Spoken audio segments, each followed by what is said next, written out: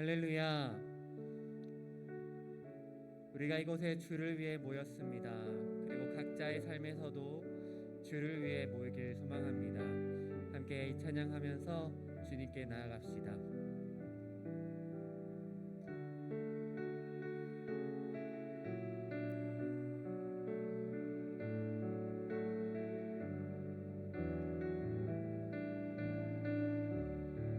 주를 위한 이곳에, 주를 위한 이곳에 예배하는 자들 중에 그가 찾는 이 없어. 주님께서 슬퍼하시네.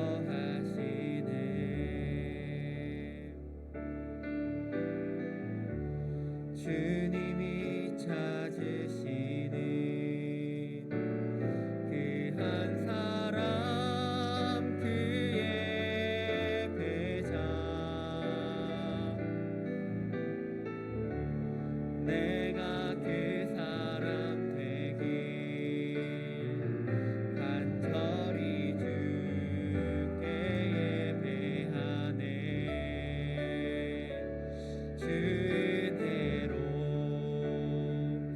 이곳에 서 있네. 주 임재에 엎드려 절하네. 그 어느 것도 난 필요 없네.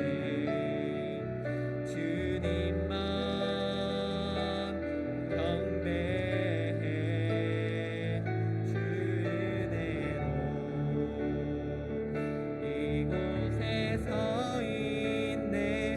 주 임재에 엎드려 절하네. 그 어느 것도 난 필요 없네.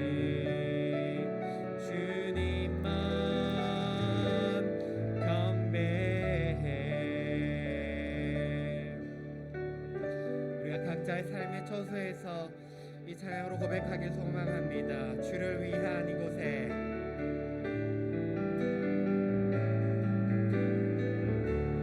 주를 위한 이곳에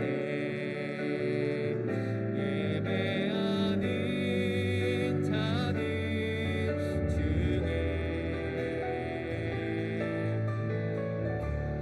그가 찾는 이 없어. 주님께서 슬퍼하시네. 주님이 찾으시는, 주님이 찾으시는 그 한 사람, 그의 배자. 내가 그 사람 되길, 내가 그 사람 되길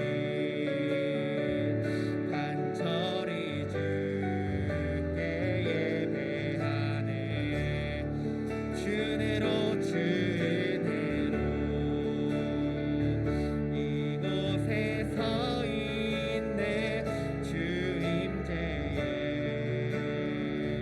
엎드려 절하네. 그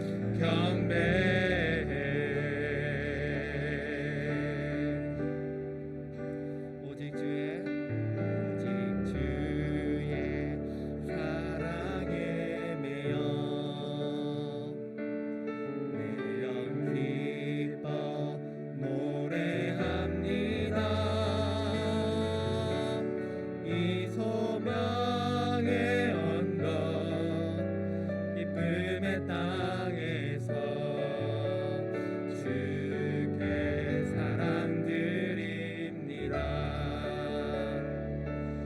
오직 주의 임재 안에 갇혀 내 영 기뻐 찬양합니다. 이 소명의 언덕 거룩한 땅에서 주께 경배드립니다. 한번 더 고백합시다. 오직 주의 사랑에 매여 주의 사랑에 매여 내 영 기뻐 노래합니다. 기뻐 노래합니다.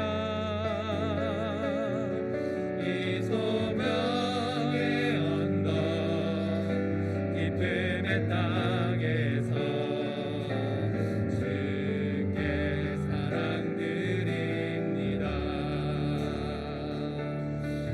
오직 주의 임재 안에 갇혀 내 영 기뻐 찬양합니다.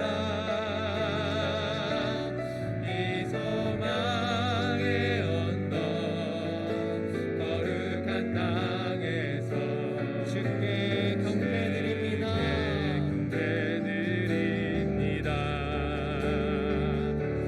주께서 주신 모든 은혜 나는 말할 수 없네.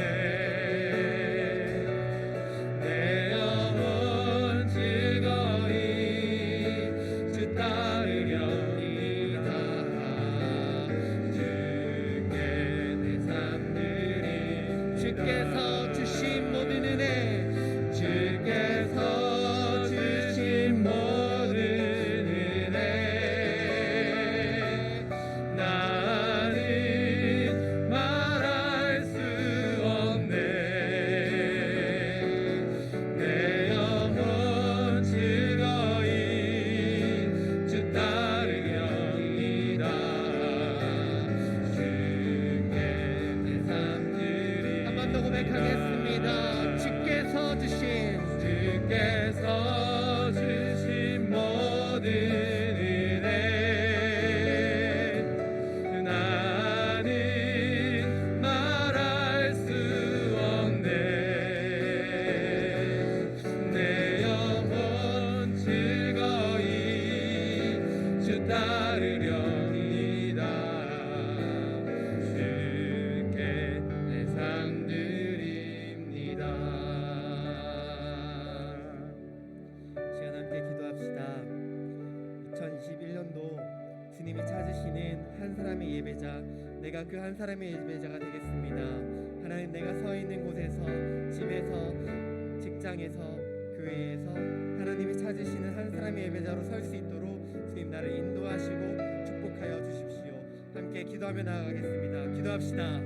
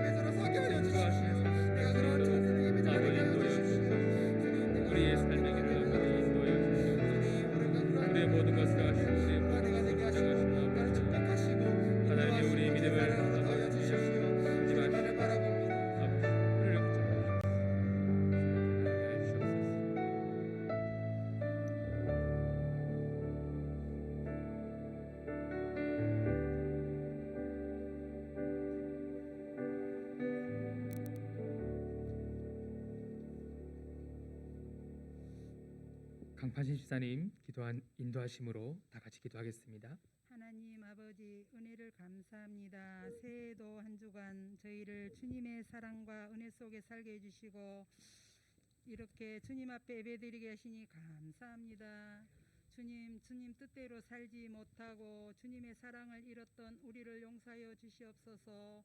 언제나 삶 속에서 주님 안에 거하게 하시고 주님께서 우리와 함께하는 삶을 살게 하옵소서. 어떠한 상황과 형편 속에서도 믿음이 흔들리지 않게 하여 주시옵소서. 주님, 저희 교회 성도님 중 건강과 어려움을 당한 성도님에게 위로와 사랑으로 함께하여 주시옵소서. 아멘. 하나님의 사랑으로 닮아가는 우리가 되기를 원합니다. 아멘. 하나님의 기쁨이 되기를 원합니다. 아멘. 이 어려운 시기를 잘 견딜 수 있도록 능력 주심을 감사하며 새해에는 코로나가 하루속히 종식되기를 간절히 기도드립니다. 아멘. 모든 전염병을 막아 주시옵소서. 아멘. 하루빨리 성전에서 예배할 수 있도록 인도하여 주시옵소서. 아멘. 가정에서 드리는 예배를 통해 가정을 회복시켜 주시옵소서. 하나님께서 주신 꿈을 이루어가는 동부 3일교회 되게 하여 주시옵소서. 아멘. 더욱더 기쁘게 하는 교회 되게 기도합니다. 동부 3일교회가 날로 부흥하기를 원합니다. 아멘. 특별히 목사님, 전도사님 추운 날씨에 조금도 어려움이 없도록 건강과 가정을 지켜 주시옵소서. 이 한 시간에 말씀을 전하실 목사님에게 능력을 부어 주시옵소서. 아멘. 주의 말씀이 선포될 때에 우리의 영이 깨어져 주님의 은혜로 충만해지는 시간들 되게 하여 주시옵소서. 아멘. 우리 예배를 받아 주시옵소서. 아멘. 이 모든 말씀을 우리 주 예수 그리스도님 받들어 기도드렸습니다. 아멘.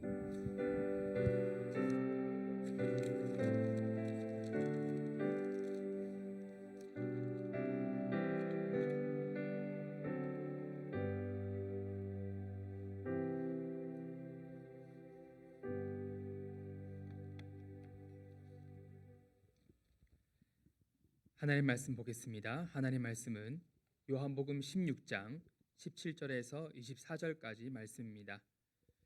요한복음 16장 17절에서 24절까지 말씀 신약성경 175페이지에 있습니다.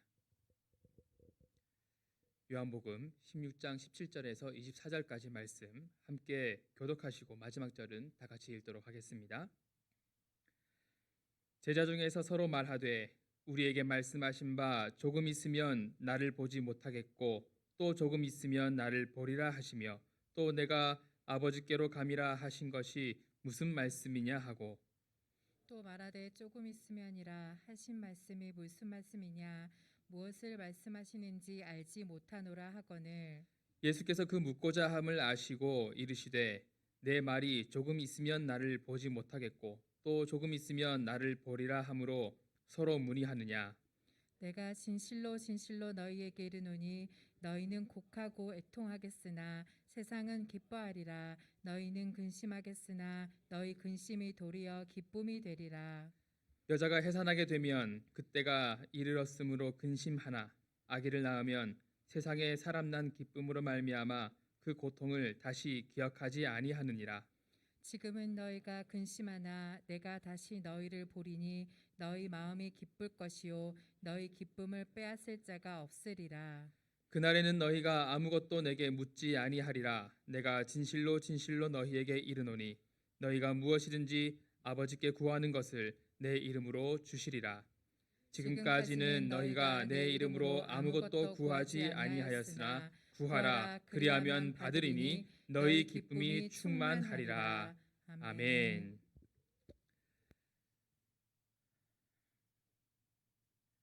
오늘 이 말씀으로 함께 너희 기쁨이 충만하리라라는 제목으로 또 말씀을 함께 나누도록 하겠습니다. 먼저 이 제목을 가지고 서로에게 한번 축복했으면 좋겠습니다. 우리 옆에 계신 분들에게 또 가정에 계신 분들은 함께 예배드리시는 분들과 함께 인사 나누시면 좋겠습니다. 우리의 기쁨이 충만할 것입니다. 한 번 더 힘차게 더욱 밝은 목소리로 우리의 기쁨이 충만할 것입니다. 할렐루야. 우리가 어떤 상황에 있든지 주 안에서 우리가 기쁨이 충만하게 될 줄 믿습니다. 아멘. 성경 속에서 사람의 이름은 매우 중요한 의미가 있습니다. 이름은 그 사람의 성품을 나타내기도 하고 그 사람의 특성 그리고 그 사람의 이름을 지은 그 부모님의 신앙 고백을 나타내 주기도 합니다. 그래서 예수님께서 제자들에게 그리고 우리들에게 이 기도를 가르쳐 주시면서 자신의 이름으로 기도하라고 하셨을 때 그 의미는 단지 기도를 마칠 때에 기도를 마치는 말로 예수님의 이름을 덧붙이라고 그렇게 말씀하신 것이 아니었습니다. 우리가 기도할 때마다 항상 마지막에 예수님의 이름으로 기도합니다라고 그렇게 마치지 않습니까? 그런데 예수님께서 우리에게 기도를 하라고 하시면서 예수님의 이름으로 기도하라고 하신 것이 그저 기도 마지막에 끝맺은 말처럼 편지에 맺은 말 쓰듯이 그렇게 그냥 덧붙이라는 그런 의미로 주신 것이 아니었다라는 것입니다. 예수님의 이름으로 기도한다는 것은 우리가 드리고 있는 그 기도의 동기와 내용이 예수님이 원하시는 바와 동일한 것이어야 한다는 의미이기도 하고 또한 예수님께 전적인 믿음을 가지고 기도해야 한다는 것을 의미합니다. 이렇게 우리가 예수님의 이름에 대한 전적인 믿음을 가지고 기도할 때 하나님으로부터 응답받게 될 것을 확신하게 되고 그리고 그 기도 응답을 확인하게 되는 주님께서 정말로 예수님의 이름으로 기도하였더니 하나님께서 정말로 우리에게 응답해 주셨구나 하는 것을 확인하게 되는 경험을 하게 된다는 것입니다. 그렇게 기도했는데 하나님께서 응답하시는 것을 실제로 경험하게 되면 우리 안에 정말 그 무엇과 바꿀 수 없는 기쁨이 충만해지지요. 기도 응답을 경험해 보신 분들은 다 아실 것입니다. 정말 이것은 하나님께서 응답하신 것이다라고 하는 말 외에는 설명할 수 없는 그런 순간들이 있거든요. 그런 순간들을 경험해 보시면 정말 그것은 그 어떤 것과 비교할 수 없는 그런 기쁨인 것입니다. 물론 우리가 기도에 응답받은 것만으로도 그렇게 기쁘지만 기도 응답을 받았다는 것은 그냥 기도 응답을 받았다는 것으로 끝나는 것이 아니고 그 안에는 하나님께서 나의 기도를 들으셨다는 것이고 그리고 나의 기도를 들으시는 하나님께서 정말 계신다는 것이고 그리고 그 하나님이 계신다는 것은 그래 내가 이렇게 신앙하고 있는 것이 내가 이렇게 신앙생활을 하고 있는 것이 날마다 말씀 보려고 노력하고 기도하기 위해 애쓰고 주일마다 예배에 참석하고 하고 있는 이 모든 것이 헛된 것이 아니구나 하는 것을 깨닫게 된다는 것입니다. 그리고 그 모든 것을 아시고 모든 것이 가능하신 하나님께서 나와 함께 하신다는 그런 뜻이기 때문에 그것을 깨닫게 되는 기쁨이 있는 것입니다. 그러므로 기도는 그리스도인들에게 주시는 하나님의 은혜요 특권이라고 할 수 있습니다. 이 기도응답의 기쁨은 하나님의 자녀들만이 누릴 수 있는 것이기 때문이지요. 예수님은 오늘 우리가 읽은 본문 앞부분에서 이제 몇 시간 후에 실제로 일어나게 될 예수님 자신의 죽음과 또 사흘 후에 있을 또 예수님 자신의 부활을 말씀하셨습니다. 그런데 제자들은 그 말씀을 들었지만 그 말씀의 내용을 의미를 이해하지 못했습니다. 근심하면서 당황해 했습니다.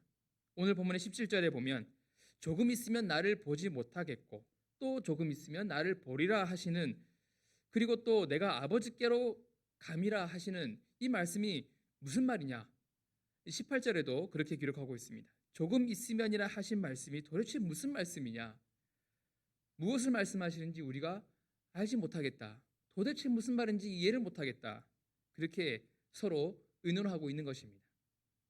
사실 의논이라 하지만 답이 나오지 않는 이야기를 서로 질문만을 던지고 있는 것이죠. 제자들은 예수님께서 어떤 의미로 이 말씀을 하셨는지 서로 그렇게 묻고 있었습니다. 특별히 이 조금 있으면이라고 하는 이 말씀이 무슨 뜻인지 전혀 이해하지 못하고 있었습니다. 예수님의 말씀을 이해하지 못하고 당황해하는 이 제자들에게 예수님은 예수님께서 떠나신 후에 다시 돌아오시는 그 사이에 제자들이 겪게 될 그 일들을 설명하십니다. 20절 말씀을 보시면 너희는 곡하고 애통하겠으나 세상은 기뻐하리라. 너희는 근심하겠으나 너희 근심이 도리어 기쁨이 되리라. 예수님께서 죽게 되시면 제자들과 또 예수님을 따르던 이들은 슬퍼할 것입니다. 그냥 슬픈 것이 아니라 이 제자들과 예수님을 따르던 사람들은 예수님께 어떠한 소망을 걸고 그렇게 따르던 사람들이었기 때문에 예수님께서 십자가에 돌아가시게 된다는 것은 어쩌면 그들이 꿈꾸고 있던, 그들이 붙잡고 있었던 하나의 세상이 무너지는 것과 같을 것입니다. 그러한 큰 슬픔이 온다는 것이죠. 그렇지만 또 예수님을 적대시하던 유대 지도자들을 비롯한 그 예수님을 적대시하던 사람들은 예수님의 죽음으로 인하여서 그들은 기뻐하게 되겠지요. 자신들의 뜻이 이루어졌으니까요. 그런데 예수님은 이어서 말씀하십니다. 그러나 너희 근심이 도리어 기쁨이 되리라. 내가 죽는 것으로 인하여서 너희에게 근심이 오겠으나 그 근심이 도리어 기쁨이 될 것이다. 그렇게 말씀하십니다. 예수님께서 이렇게 말씀하시는 이유는 자신이 부활하실 것이고 또 승천하신 후에는 성령을 또 선물로 받게 될 것이기 때문인데, 그렇다면 왜 이 그리스도의 부활과 성령의 강림이 근심에 쌓여있던 제자들에게 기쁨이 되는 것입니까? 죽은 줄로만 알았던 사랑하는 예수님이, 존경하는 예수님이 살아 돌아오신 것만으로도 놀라울 만큼 기쁜 일이긴 하지만 예수님의 부활하심은 그저 죽었다가 살아나심의 의미만 있는 것이 아닙니다. 그저 죽은 줄 알았던 사람이 살아 돌아온 것만으로도 사실 기쁘고 놀라운 일이지만 예수님의 부활하심은 죽은 사람이, 어떤 사람이 죽었는데 다시 살아난 것, 그것으로 그런 기쁨만을 이야기하는 것이 아니라는 것이죠. 이 일이 제자들에게 기쁨이 되는 것은 제자들은 이 사건으로 말미암아서 그리스도의 죽음으로 모든 것이 끝나는 것이 아니라, 예수님께서 죽으셨다고 해서 모든 것이 끝나는 것이 아니라, 자신들이 붙잡고 있고 자신들이 소망하고 있던 그 세상이 무너진 것이 아니라 죽음에서 이어지는 부활로 인하여서 지금까지 역사상 모든 인간을 억눌러 왔던 죄와 사망이 정복되고 예수님께서 죽으심으로 우리의 죄를 대속하신 그 공로를 의지하게 될 때 완전한 죄사함이 이루어진다는 사실을 이제 깨닫게 될 것이기 때문입니다. 또한 그 죽음과 부활이 모든 믿는 자에게 죄로부터의 구원과 영생을 의미한다는 것을 깨닫게 되기 때문입니다. 그래서 제자들에게 기쁨이 되는 것입니다. 그래서 제자들도 한때는 예수님을 정치적인 메시아로 기대했지만, 그런데 예수님이 십자가에서 죽으셔서 그것이 실패한 것처럼 보였지만, 예수님이 사실은 그저 이스라엘이라는 한 나라의 정치적인 메시아로서 오신 것이 아니라 예수님은 온 세상 모든 것의 주인이시며 만왕의 왕으로서 통치하시는 진정한 메시아, 온 인류의, 온 역사의 모든 죄인을 구원하시는 그러한 메시아라는 사실을 알게 되고 그 통치 가운데 살아가게 될 것이기 때문에 제자들에게 예수님께서 말씀하시는 그 기쁨이 임할 것이라는 말씀을 하고 계시는 겁니다.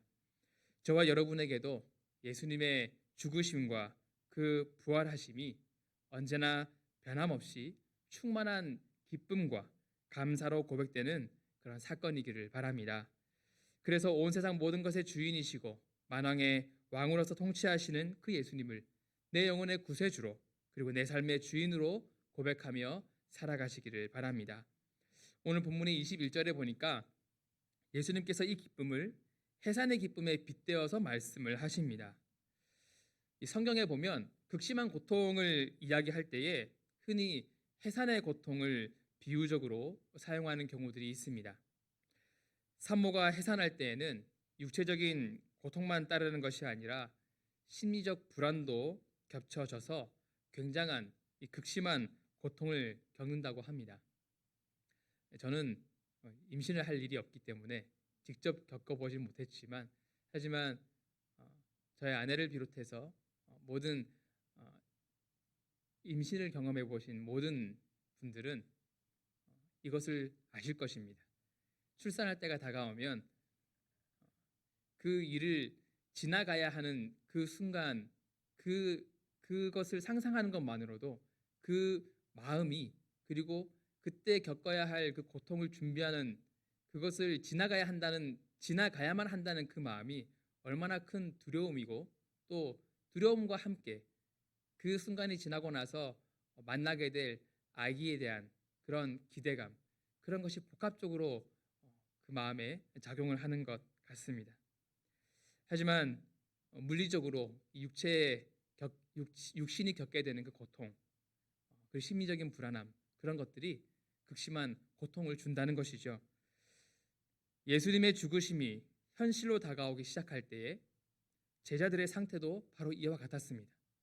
예수님께서 겟세마네 동산에서 기도하시고 로마 군병들이 잡혀가실 때에 제자들이 보여주었던 모습은 그야말로 패닉이었습니다. 그래서 어떤 제자는 벗은 몸으로 도망가고, 어떤 제자는 차고 있던 칼로 그렇게 무력을 휘둘렀습니다. 하지만 예수님의 말씀하신 대로 군병들에게 잡혀가셨지요. 해산의 고통은 인류의 범죄로 인하여 생긴 것입니다. 하나님께 죄를 범한 하와에게 하나님께서 그 고통을 내리셨고, 그 후손에게 계속해서 이어지고 있는 것입니다. 그러나 하나님은 이 고통을 선언하시기 전에 먼저 여자의 후손을 통해서 구원의 약속을 먼저 하셨습니다. 창세기 3장 15절에 이 여자의 후손으로 구원을 행하시겠다는 그 원시 복음의 말씀 먼저 하시고, 그 후에 하나님께서 하와에게 이 해산의 고통에 대해서 이야기하시지요. 여자에게 해산의 고통이 더해지지만, 그러나 그 고통을 통해서 나올 아이는 그 고통을 잊게 만드는 기쁨을 준다는 것입니다. 그래서 예수님께서는 아이가 태어나면 해산의 고통으로 인한 그 근심이 사라지는 것과 같이, 아이가 태어나면 출산하기 직전까지는 정말 두렵고 또 불안하고 무섭고 그런 심리 상태이지만, 그러나 아이가 태어나고 그 아이를 실제로 만나게 되는 순간 그 산모가 경험하는 기쁨이라는 것은 저도 실제로 경험해 봤으면 참 좋겠는데, 그것은 정말 너무나 놀라운 기쁨의 순간이지요. 행복의 순간입니다. 그래서 아이가 태어나면 해산의 고통을 준비해야 하는 그 마음의 불안함과 그 고통들을, 근심들을 다 잊어버리게 되는 것과 같이, 그리스도의 십자가 죽음 이후에 예수님께서 십자가에 달려 돌아가시는 모습을 보게 되는 그 순간에는 정말 모든 것이 다 무너진 것 같고 모든 것이 다 실패한 것 같은 두려움과 불안함이 있지만, 근심이 있지만, 그러나 그 후에 죄로 인한 사망이라는 인류의 근본적인 근심과 고통의 문제가 해결될 것임을 예언하고 계시는 것입니다. 그래서 해산하는 여인의 고통이 아기를 낳는 순간에 기쁨으로 바뀌듯이, 제자들이 겪는 이 고통도, 그 근심도 조금만 있으면 기쁨으로 바뀌리라는 것이 예수님께서 하신 말씀의 의미입니다. 그렇게 부활하신 주님을 보게 될 때에, 그리고 성령이 강림하실 때에 그들의 근심은 도리어 더 큰 기쁨으로 바뀌게 될 것인데, 이 기쁨은 저와 여러분을 비롯한 온 인류에게 적용되는 기쁨입니다. 그래서 성도인 우리는 이 세상을 살아가면서 때로는 어려운 순간, 고난의 순간을 겪게 되더라도 하나님의 역사를 의심하거나 실망하지 말아야 하는 것입니다. 우리가 삶에서 만나게 되는 힘들고 또 낙심하게 되는 그러한 상황들은 그것이 어떠한 것이든 해산을 위한 여인의 진통처럼 잠시 동안 겪는 것임을 기억하시기 바랍니다. 우리가 주님을 향한 믿음과 신뢰를 지킬 수만 있다면 분명 하나님께서 우리를 인도해 주실 것이다. 분명 하나님께서, 내가 하나님을 붙잡고만 있으면 분명 하나님께서 나를 위한 또 다른 길을 준비하시고 좋은 것을 예비하시고 분명히 나의 삶을 하나님께서 기뻐하시는 그러한 삶으로 인도해 가실 것이다 그 믿음과 신뢰를 붙잡고만 있는다면 우리의 기쁨을 모든 환경 속에서도 우리는 슬퍼하거나 절망하는 대신에 그 기쁨을 유지할 수 있다는 것을 믿으시기 바랍니다. 22절을 보니까 지금은 너희가 근심하나 내가 다시 너희를 보리니 너희 마음이 기쁠 것이요 너희 기쁨을 빼앗을 자가 없으리라. 여기서 우리는 그리스도의 부활로 인하여서 성도들에게 약속된 기쁨, 그 기쁨의 두 가지 특성을 알 수 있습니다. 첫 번째 특성은 예수 그리스도의 임재에서 비롯되는 기쁨입니다. 내가 다시 너희를 보리니 라고 하시는 이 말씀에서 보리니 라는 표현은요, 이 안에 계속해서 볼 것이다 라는 의미가 있습니다. 그러니까 주목하여서 보시고 관심을 가지고 보시고 또 계속해서 보신다는 것이죠. 우리가 어디에 있든지 어떤 상황을 겪고 있든지 주님께서 우리를 계속해서 주목하여 보고 계신다는 것입니다. 특히 중요한 것은 보는 주체가 제자들이 아니라 예수님이라는 것입니다. 제자들이 예수님을 찾고 보는 것이 아니라 예수님께서 계속해서 제자들을 보고 계신다는 것입니다. 예수님께서 이제 더 이상 육체로 함께 거하시지는 못하시겠지만 승천하시고 나면 더 이상 육체로는 함께 하시지 못하지만 그의 제자들과 나아가서 예수님을 믿는 모든 자들을 향한 주님의 관심은 계속된다는 것입니다. 주님께서 눈에 보이게 같이 계시지는 않지만 그러나 그 주님께서 제자들을 향하여서 예수님을 따르던 그 사람들을 향하여서 예수님의 관심이 계속해서 계신다는 것입니다. 그들을 멈추지 않고 계속해서 지켜보신다는 것입니다. 이것은 더할 수 없이 복된 약속입니다. 성도가 가진 기쁨의 이유가 되는 것이죠. 우리가 무슨 일을 만나게 되든지 실망하지 않고 기뻐하며 담대히 행할 수 있는 근거가 바로 이와 같이 주님께서 우리를 돌보시기 때문입니다. 예수님의 이와 같은 약속이 있기에 우리는 다윗의 이 시편 23편의 고백처럼 여호와는 나의 목자시니 내가 부족함이 없으리로다라고 고백할 수 있는 것입니다. 이 다윗의 고백이 저와 여러분의 고백이 되시길 바랍니다. 그리스도의 부활로 인하여서 성도들에게 약속된 이 기쁨의 특성 두 번째는 이 기쁨을 영원히 소유하게 된다는 것입니다. 변하지 않고 놓치지 않고 잊어버리지 않고 잃어버리지 않고 영원히 이 기쁨을 소유한다는 것입니다. 여러분, 세상에서도 기쁨을 주는 것들이 몇 가지 있을 수가 있겠죠. 그런데요, 세상의 기쁨은요, 세상의 조건과 상황에 따라서 그 기쁨은 좌우되고 그리고 수많은 변수에 따라서 언제든지 그 기쁨은 변할 수가 있습니다. 어제는 기뻤는데 오늘은 슬플 수 있고 오늘은 슬펐는데 또 내일은 기쁠 수 있고 그것이 세상의 조건으로 인해서 기뻐하는 사람들은 날마다 하루에도 몇 번씩 바뀔 수가 있는 것입니다. 그래서 그 기쁨이 오래 가지 못하죠. 그러나 성도의 기쁨은 세상의 상황과 환경과 조건에 근거를 둔 것이 아니라 예수 그리스도에게 근거를 둔 것이기 때문에 그 기쁨은 영원한 것이고 아무도 이것을 빼앗아가지 못하는 것입니다. 성도가 세상에 있는 그 주님을 믿지 않는 사람들보다 복된 사람인 까닭이 바로 여기에 있습니다. 하나님의 백성된 저와 여러분들은 예수 그리스도의 부활로 인한 기쁨을 영원히 소유하는 참된 복을 누리는 사람인 줄 믿습니다. 이제 예수님은 23절부터 예수님의 승천 이후에 제자들이 해야 할 것을 당부하십니다. 예수님은 자신의 이 부활과 승천 이후에 제자들에게 성부 하나님께 기도해야 하며 그리고 하나님께서 그 기도에 응답해 주시는데 하나님은 기도의 응답을 바로 예수 그리스도의 이름으로 주신다는 것을 말씀하십니다.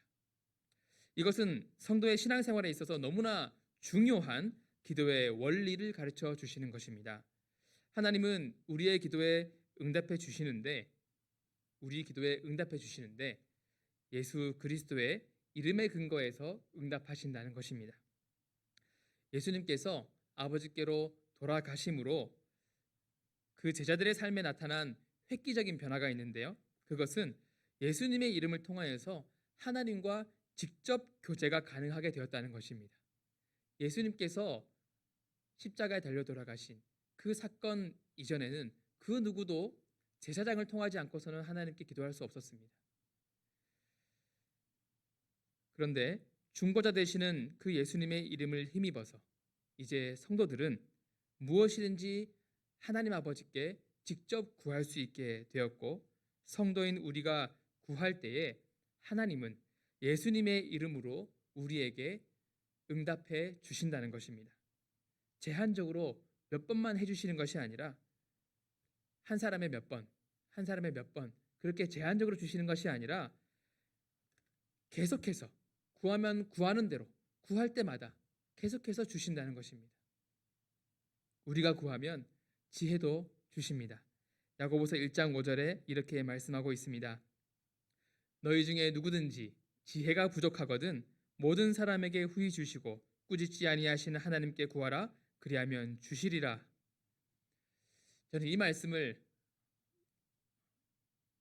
깊이 알게 되었을 때 그때부터 늘 기도할 때마다 지혜를 구하는 기도를 빼놓지 않고 하고 있습니다. 하나님, 정말 저는 지혜가 필요합니다. 그래서 늘 어떤 순간에도 지혜롭게 행동하고 싶은데 무엇이 지혜로운 것인지 잘 모를 때가 많습니다. 그래서 하나님, 저에게 지혜를 좀 주십시오. 그렇게 기도하고요. 밤마다 저희 아이들을 위해서도 잘 때 기도를 해주는데 그때에도 하나님, 우리 아이들이 내일은 더 지혜로워지게 해주십시오. 내일은 더 지혜로워지게 해주십시오. 그런 기도를 하고 있습니다. 저와 여러분에게도 하나님께서 지혜를 후히 주실 줄 믿습니다. 우리 하나님은 우리가 구하면 능력도 주십니다. 빌립보서 4장 13절에 이렇게 말씀하고 있습니다. 우리 다 아시는 말씀인데 함께 읽어보겠습니다. 시작. 내게 능력 주시는 자 안에서 내가 모든 것을 할 수 있느니라. 아멘.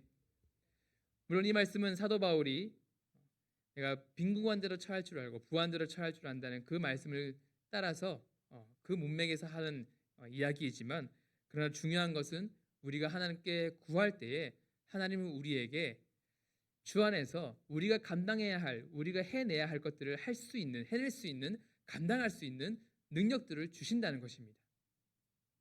하나님을 믿는 자들에게는 그것을, 모든 것을 감당해낼 수 있는 그 능력이 임한다는 것이지요. 그리고 일용할 양식을 비롯하여서 우리가 성도로서의 삶을 살고 또 사명을 감당하는 데 필요한 것들을 모두 주십니다. 언제요? 우리가 기도할 때에 주시는 것입니다. 우리가 기도로 구할 때에 주시는 것입니다. 하나님께 구하고 그리고 그 구한 것을 받을 수 있는 것, 이것은요, 예수님을 믿고 구원받은 성도들만이 누릴 수 있는 특권입니다. 이것은 하나님께 기도응답을 받는 것은 하나님을 믿지 않는 사람들에는 절대 받을 수 없는 것입니다. 절대 누릴 수 없는 것입니다.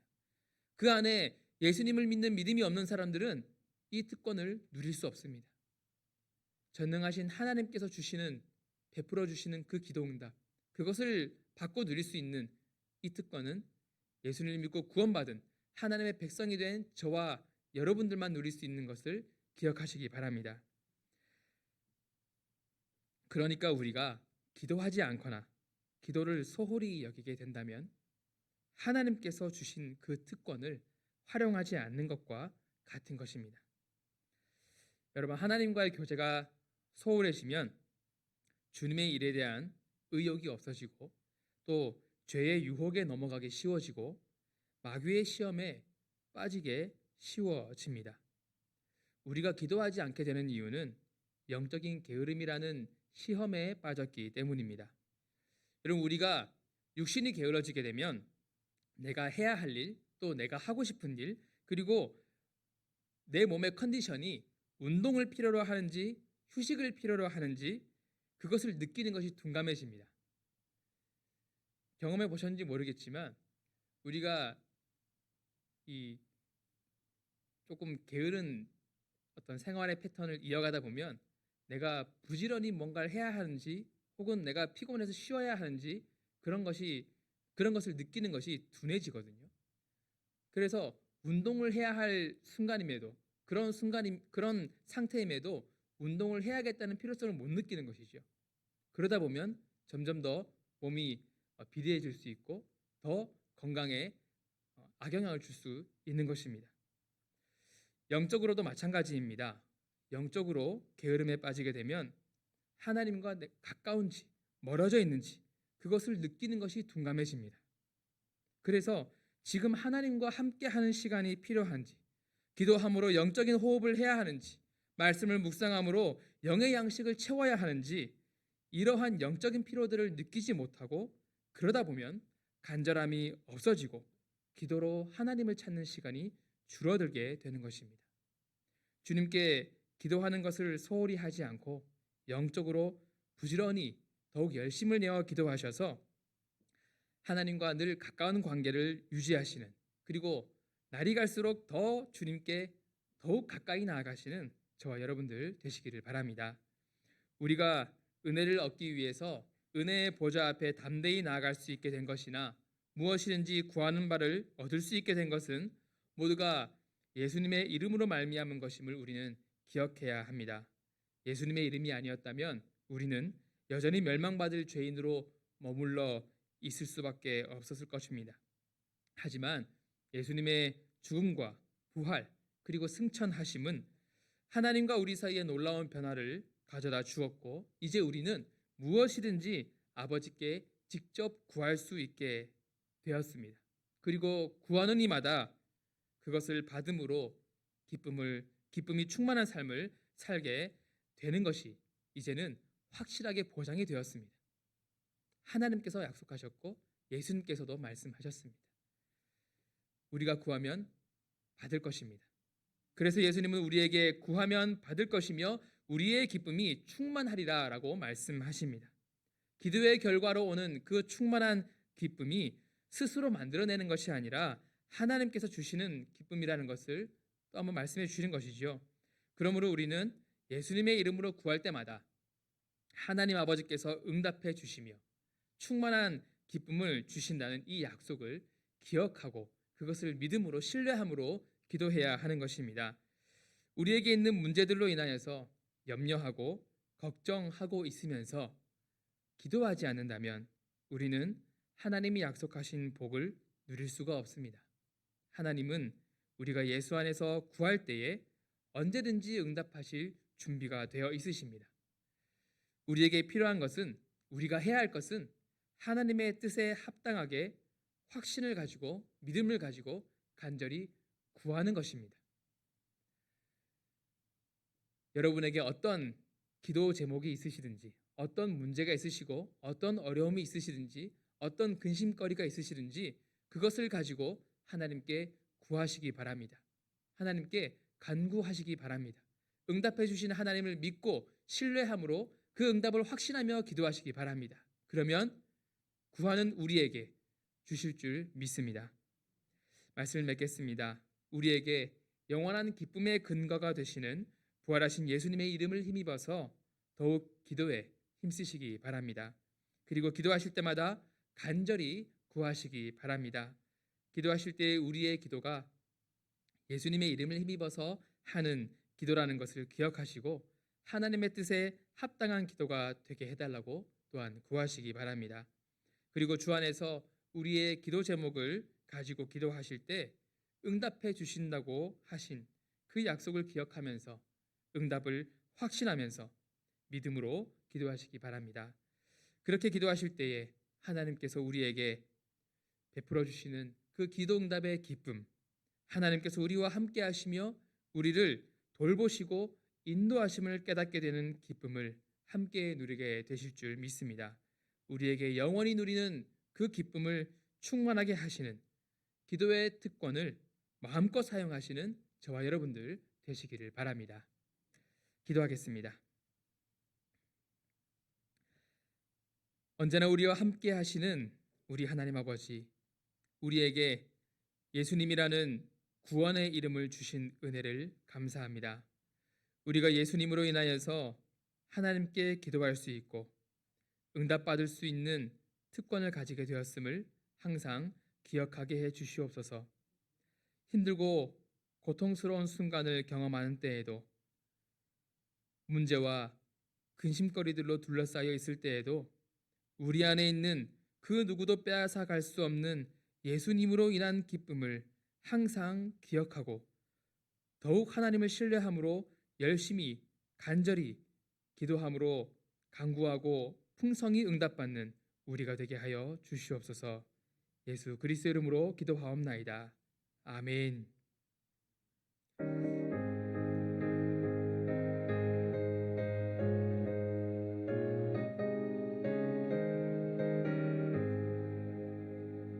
너희 마음에 슬픔이 가득할 때 주가 위로해 주시리라. 아침 해같이 빛나는 마음으로 너 십자가 지고 가라. 참 기쁜 마음으로 십자가 지고 가라. 내가 기쁘게 십자가 지고 가면 슬픈 마음이 위로받네. 때를 따라서 주시는 은혜로서 가란 심령의 힘을 얻고 주가 언약한 말씀을 기억하고 너 십자가 지고 가라. 참 기쁜 마음으로 십자가 지고 가라. 내가 기쁘게 십자가 지고 가면 슬픈 마음이 위로받네. 내가 맡은 일 성실히 행할 때에 주님 앞에서 상 받으리. 주가 베푸신 은혜를 감사하며 너 십자가 지고 가라. 참 기쁜 마음으로 십자가 지고 가라. 내가 기쁘게 십자가 지고 가면 슬픈 마음이 위로받네. 아멘. 교회 소식을 알려드리겠습니다. 거리두기 방침에 따라서 다음 주일 17일까지 예배를 온라인으로 드리게 되겠습니다. 유튜브에서 우리 동부삼일교회를 검색하시고 실시간을 클릭하시면 예배에 참여하실 수 있습니다. 주일 오전 예배는 오전 10시, 오후 예배는 오후 3시, 그리고 새벽 아침 기도회는 월요일에서 금요일까지 오전 6시에, 그리고 금요 블레싱 기도회는 저녁 8시 30분에 진행되겠습니다. 함께 예배드리는 모습을 또 인증샷으로 찍으셔서 목자들에게 보내주시면 홈페이지에 올려서 함께 은혜를 나누도록 하겠습니다. 오늘부터 내일까지 중고등부에서 온라인으로 연합수련회 진행 중에 있습니다. 그래서 온라인으로 수련회를 각자 자리에서 모이지 않고요, 각자 자리에서 온라인으로 수련회 진행되고 있는데 새로운 방식으로 진행되는 수련회지만 동일하게 은혜를 나누고 또 우리 중고등부 학생들이 하나님 안에서 더 자라가는 시간 될 수 있도록 함께 기도해 주시기를 부탁드립니다. 새해 헌금 작정을 하고 있습니다. 비대면 예배로 헌금 작정을 못하신 분들은 문자나 카톡으로 또 교육자에게 알려주셔도 되고 이후에 대면 예배 시에 작정서를 제출하셔도 되겠습니다. 회계 감사가 완료되었습니다. 각 부 회계께서는 2021년도 회계장부를 사무실에서 받아가시고 20년도 장부는 교회에 제출해 주시기를 바랍니다. 연말정산을 신청받고 있습니다. 기부금 영수증이 필요하신 분들은 사무실에 신청서를 제출해 주시기를 바랍니다. 그 외의 내용은 주보를 참조해 주시고 우리 함께 여기에 모인 우리 함께 찬양하겠습니다.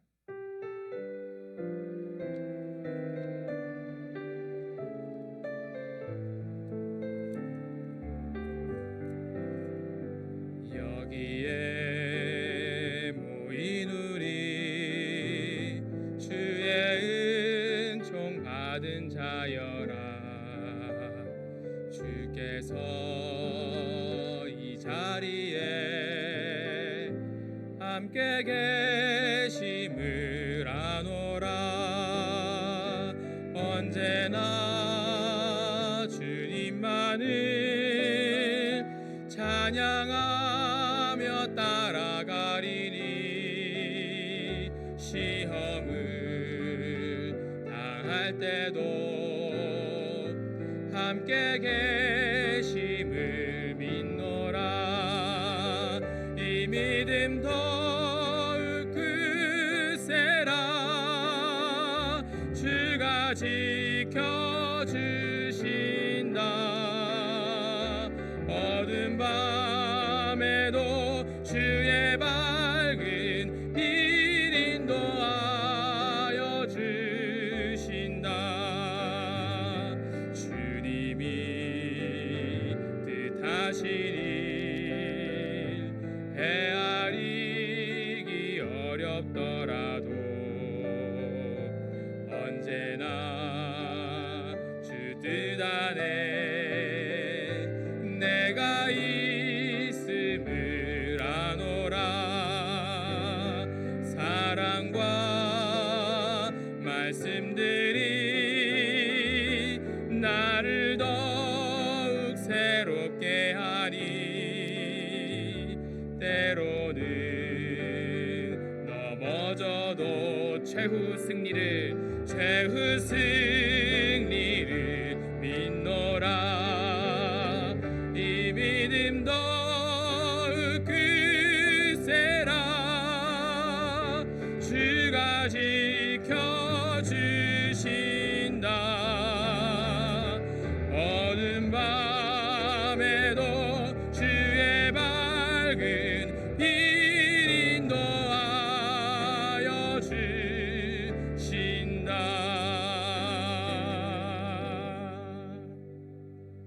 하나님의 복을 받겠습니다.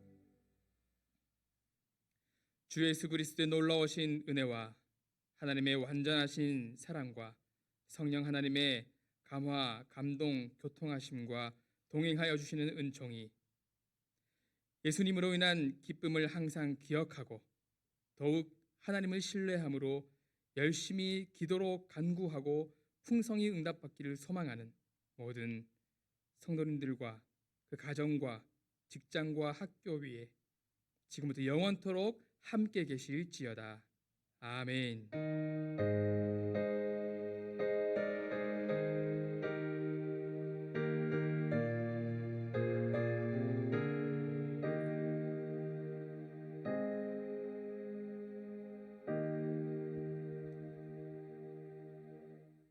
배송하겠습니다.